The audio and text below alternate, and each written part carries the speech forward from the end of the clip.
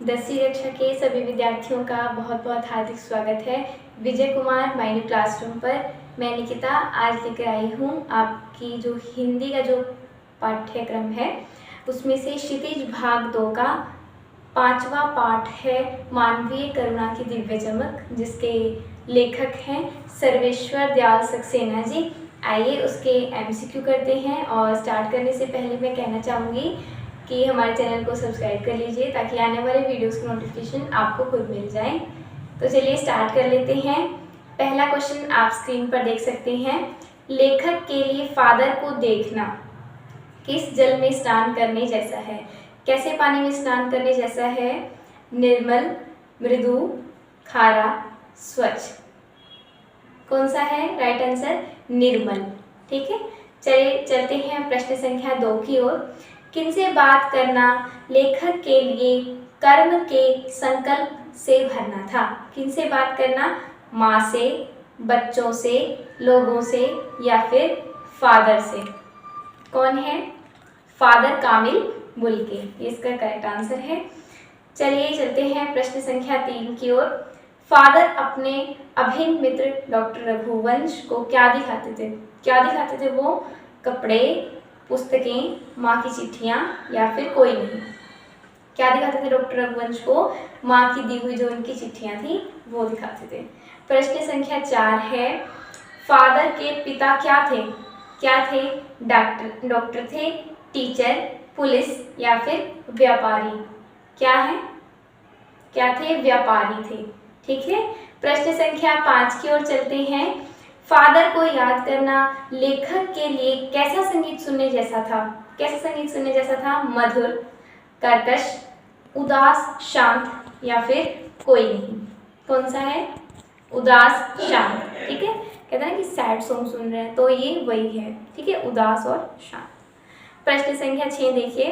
राष्ट्रभाषा के रूप में फादर किसे देखना चाहते थे? कौन सी ऐसी लैंग्वेज थी जिनको वो जो है राष्ट्रभाषा के रूप में देखना चाहते थे कि पूरा राष्ट्र उस भाषा को बोले?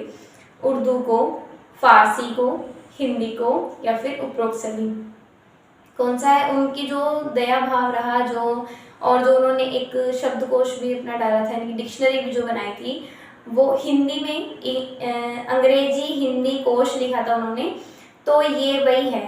ठीक है, इसका आंसर आ जाएगा हिंदी। वो हिंदी को बहुत महत्व देते थे। ठीक है, प्रश्न संख्या 7 पे चलिए। फादर ने जिसेट संघ में 2 वर्ष किसकी पढ़ाई की थी? किसकी पढ़ाई की थी?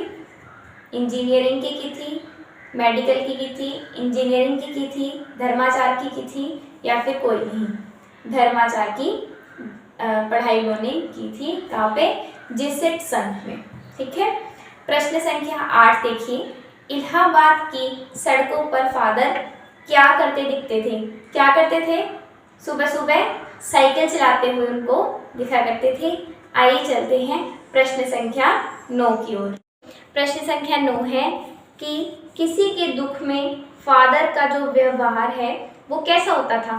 कैसा होता था किसी के दुख में? उपेक्षित होता था, आनंदपूर्ण होता था, कटु या फिर सांत्वनापूर्ण? कैसा होता था? सांत्वनापूर्ण व्यवहार होता था। प्रश्न संख्या 10 देखिए। फादर बुल्के की जन्मभूमि का क्या नाम था? कहाँ के थे वो? भारत के थे, वारसा के थे, रेम्स चैपल के थे या फिर सिडनी के? कौन सा है करेक्ट आंसर इनमें से? रेम्स चैपल के वो निवासी थे, वहाँ के रहने वाले थे, वो उनकी जन्मभूमि थी। ठीक है, प्रश्न संख्या 11 देखिए आप। फादर कामिल बुल्के जो हैं वो हिंदी को क्या बनाना चाहते थे? ये क्वेश्चन देखिए आप रिपीट होकर आ गया है। जो हमने पहले रीड किया उसमें ये था कि वो कौन सी भाषा को राष्ट्रभाषा बनाना चाहते थे, और यहाँ पे आ गया है कि हिंदी को वो क्या बनाना चाहते थे? राजभाषा, राष्ट्रभाषा, संपर्क भाषा, संविधान की भाषा? कौन सी लैंग्वेज बनाना चाहते थे? राष्ट्रभाषा। ठीक है, आइए चलते हैं प्रश्न संख्या 12 की ओर। ये बहुत ही इंपॉर्टेंट क्वेश्चन है कि परिमल जो है वो किसका नाम था?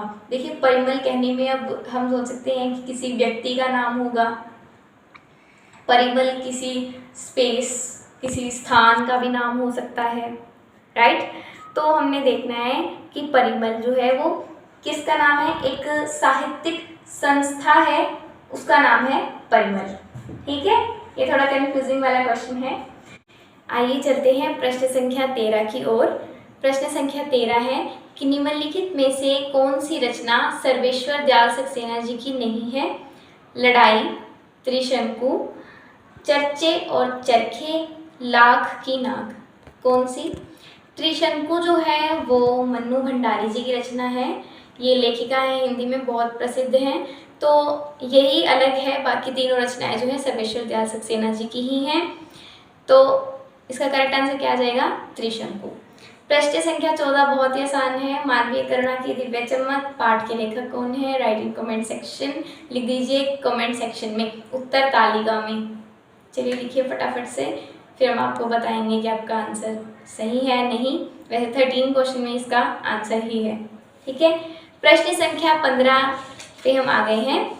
मानवीय करुणा की दिव्य चमक पाठ में विभूति का उल्लेख है। डैश विभूति कौन है? फादर कामिल बुल्के हैं यहाँ की विभूति, तो क्योंकि उन्हीं के इर्द गिर्द पूरा पाठ हमारा घूम रहा है। ठीक है, प्रश्न संख्या 16 आप देखिए।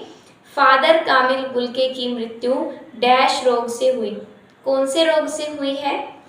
कैंसर से, टीबी से, हैजा से, जहरबाद से। कौन से रोग से हुई?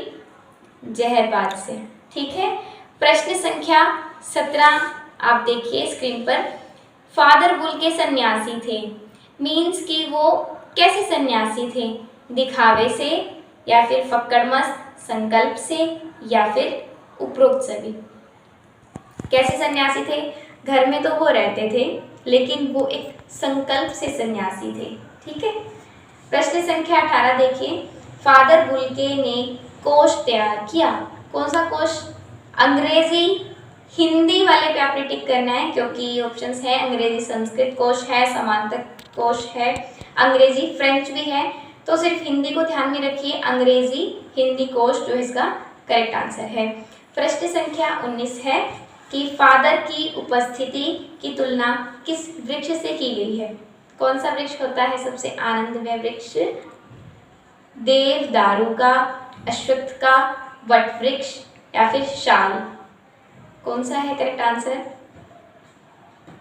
देवदारू। देवदारू जो है वो करेक्ट आंसर है। प्रश्न संख्या 20 कि लेखक फादर के किस गुण का सम्मान करता था? कौन से गुण का? करुणा का, मानवीयता का, वात्सल्य का, उपरोक्त सभी। तो उपरोक्त सभी जो है इसका करेक्ट आंसर है। आई होप कि 10वीं कक्षा के सभी विद्यार्थियों ये वीडियो आपके लिए है और आपको ये वीडियो बहुत पसंद आई होगी। तो लाइक कीजिए वीडियो को, शेयर कीजिए अपने दोस्तों के साथ और कमेंट में बताइए कि आपको वीडियो कैसी लगी। और चैप्टर 14 क्वेश्चन जो है उसका आंसर हमें आप कमेंट सेक्शन में लिख दीजिए। कौन है चैप्टर के राइटर, पाठ के लेखक। तो इसी के साथ नमस्कार, मिलते हैं हम अपने नेक्स्ट चैप्टर के साथ।